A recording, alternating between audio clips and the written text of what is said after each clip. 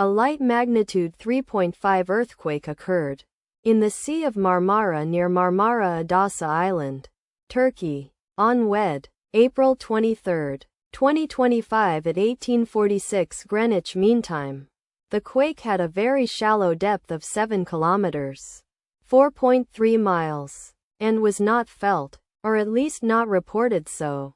First to report, AUTH after 4 minutes. The earthquake occurred 1 hour and 29 minutes after a magnitude 3.5 earthquake had hit on Wednesday, April 23, 2025, at 8:17 p.m.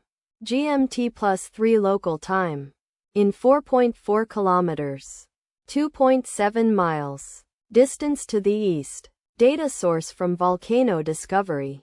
Do you feel it? Let us pray. May the earthquake that occurred not affect our brothers and sisters there. And may the earthquake not happen again. Amen.